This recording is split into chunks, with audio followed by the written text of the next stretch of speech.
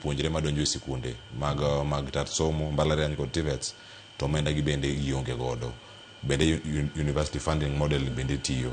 Jonyuol tiyo gi pesa mathoth, skul be chak tiyo gi pesa mathoth timo training, to oko koni okoti. Erokamano. Mana ayie gi gima uwachono ni to akawe kaka puonj monego bed ni pod ajiwo gima nawacho mbele cha ni nyithindo to sekalo. Koro kuonde tiegruok makoro kawacho mani maybe kaka ok kambalariany ema koro nyaka ng'ini nyithindo gi somo ma gitimo en somo mondo konji oko. Nitie gik minyalo change mang'eny. Ka kawo ranyisi somo mane timo ni wapuonje e mbalariany ma Thika. Koro hakikisha ni nyathi kodonjo, gima watimo nyathi kodonjo university mokwongo, tere odhi one, pok osomo kata, tere odonje studio, one kaka studio chal. Mokwongo mano ong'e ni kara ji ok kawo ga tiso e TV kaka ne waparo kwa tindo cha. Ging'e ni nitie kaka lendo ni wuok kachiel kowuok e studio kodonje TV. Tere nafas odhi kar lendo ka koro kani ong'i mokwongo. Koro pache kaka ne Tomo wacho ni nyaka wadonje walok pach, watim gigo maloko paro kaka ne itimo gik moko chon. Nikech kaka wasewacho ni foni ne en mana ni kal.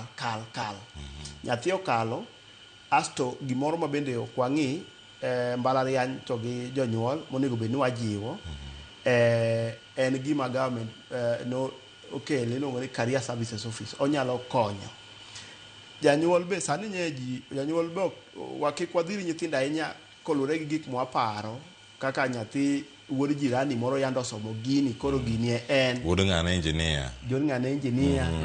Wawero wach daktari king'iyo kaka Dr. Alice Waume Dr. Waume mochung'ne Agnes Waume mochung'ne duol mar KUPS yande wacho ni nafas te koriw Kenya ka manye omi KUPS mondo orwake jok madwa somo daktari ne gin 6,000 kende, 7,000.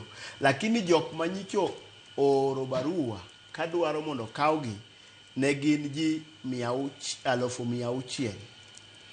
No 60,000 gi wiye.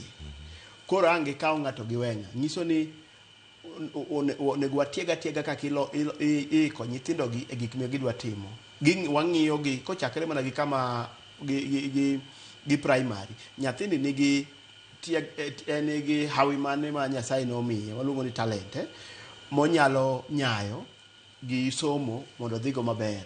Koro ka nyithindo donjo kambalariany, gima onego watim mokwongo ni onego wachak wamigie nafas. Kik wabed abeda haraka gi rwako gi e klas. Wamigie nafas miwuoye kodgi kaka wan gi johocho e yor mar somo ma waluongo ni kisungu wacho ni jok ma career counselors.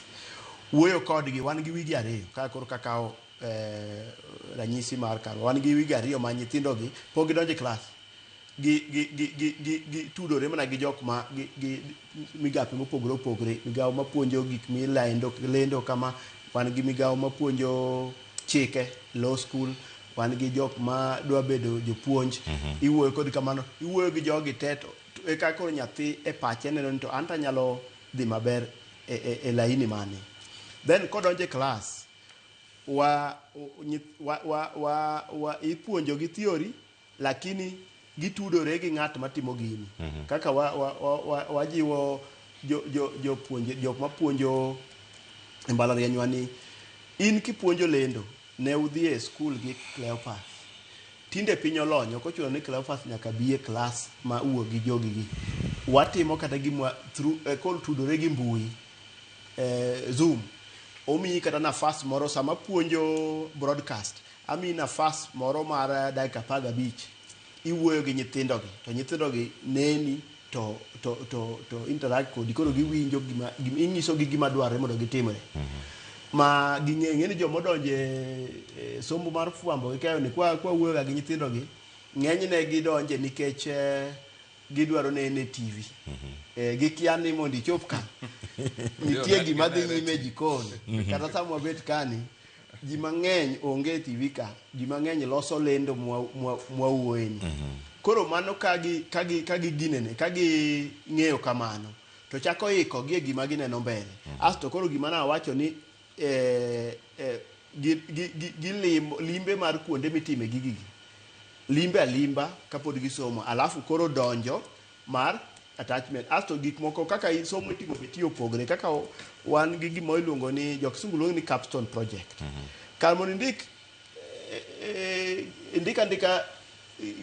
indika theory e gima waluongo koro ni project ni wawach ni in isomo lendo nitie gik mang'eny nitie broadcast nitie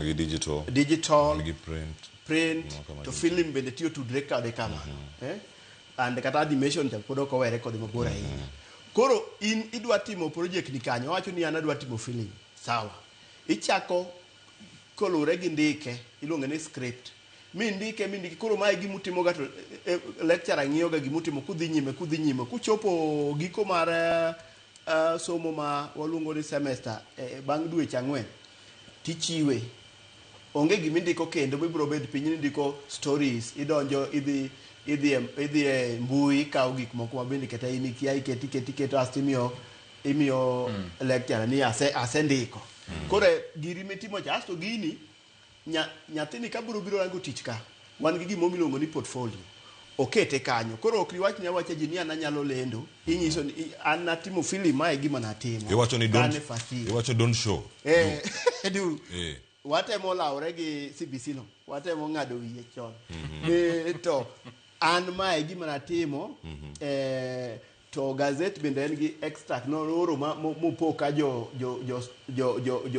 gazet oketo ne kamoro mano bedo ng'ado bende onyise ni chieng' moro be naoro na ndiko gini to naoro to nokaw koro aparo ni kwanya timo gi kairago to nyalo loso kama osekethore ma koro wachore ni joma wuok e university gina jok ma nigi barua asto ing'eni university kaka na ng'isi at 44 cha ja university dwa ni en kowuok to yudo moseikore asto bang'e dwe achiel chako rwako suit mari kom Cleopas udwa biro bete direct udwa no rundre kanyo to madh chai koro mago wanyalo loso kwa loso mago to koro loko pachgi kamano gima iloko go paro ni nitie gik mathoth ahinya mapod donjo kar kada na kawo ote moko madonjo kar kanya kura mo jwangi sani mar mondo mi wakaw paro mag jopiny ok ni kacha ni nyalo orno ote machuok SMS wa en riede ka uchiel no Facebook wantiere live Ramogi TV YouTube bende wantiere live